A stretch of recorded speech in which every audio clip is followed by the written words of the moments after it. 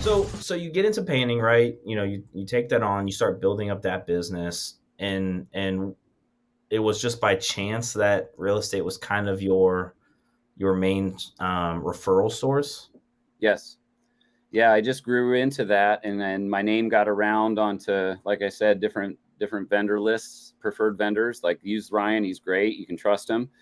And I took great care of their clients and saved people a ton of money. And then on the buy side, where people are going to live there for 5 to 10 or more years, they want to spend a little more. So I just had that quality discussion with my clients, my customers, as to what their goals were. And it just parallels so well with real estate, which is having consultations with your clients if they're buyers or sellers. What are your goals? What's your motivations? And so it really it's dovetailed beautifully into real estate. And I was able to work my painting business while getting into real estate. So I had a really good transition in that respect. And I got into it because one of my best friends is a broker. And so I just kind of joined and parked my license with him and did a couple deals here and there for the first probably 3 years of my time being licensed. And then I hit the go button about 5 years ago, 4 years ago, and it's just been a wild ride. And I can let my painting business dwindle if I need to, if it gets slow, or if I lose a guy, if I lose a helper or whatnot, it's okay. So it's been good. What year did you get into flipping a couple homes? So that was like 2012. Okay. So about 11 years ago, I came out to Centerburg, where I currently live. We moved here from Dublin, and wanted to get out of the city, just get out a little ways. And we bought a little fixer-upper, and I lived in it for a couple years and sold it and made a lot of money on it, which afforded me the ability to buy a piece of land. And then I subsequently built my own house myself. I GC'd the whole thing. It was awesome Oh wow. experience. And then I What made you sold my want to do that? well, my best friend broker, he's also a builder. So he helped me hold my hand and say, all right, now you would need to order this and schedule that. And here's my site guy. Here's dig your basement and can put your driveway in. And I had the Amish frame me up, and it was a beautiful experience. It was a lot of fun. So through all of that process of you really kind of seeing, where the money's going, is where you kind of decided, oh, I could do that. Absolutely. Yeah. And it was really just it was a gradual entry into it, where it was low pressure, and I could just kind of sit and watch and see what kind of real estate I wanted to do. Now, because you don't really have the traditional, I say traditional, right? You are an entrepreneur. You're kind of in the real estate space, but not really in the real estate space. When you decide to kind of make these moves throughout your life and with your career, did you have any doubters? Did you have a lot of supporters? Where did people fall in your corner when it came to one, especially being young, starting a painting your own business, right? I'm sure that's not a popular thing to do, right? And you get some pushback. And then, oh, by the way, we're going to start, I mean, building our own house, right? And doing that, and then, selling that. And then, oh, now I'm going to go get my license while running this other business. A lot of people have a hard time running just a real estate business, let alone a whole nother business on top of the real estate business. But where did your people fall? Supporters, doubters?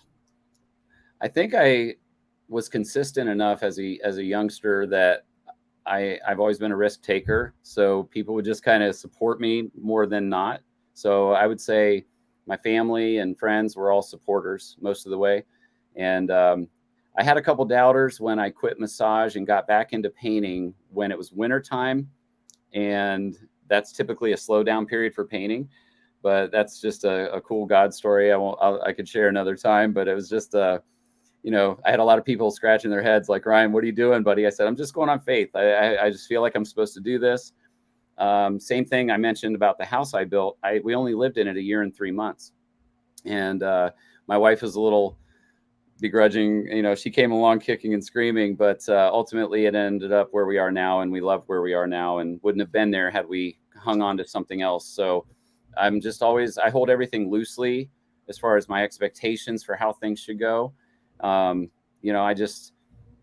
I never say never or always. I just like keep options open, and I'm willing to take risks.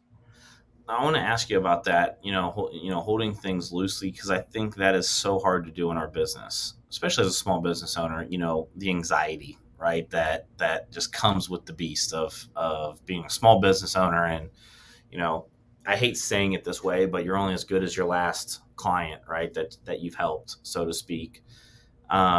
Is that just years from experience of being a small business owner that you just things will always work out, or how did you get to that point? That's a great question. I think I've just having a lot of kids will definitely temper you.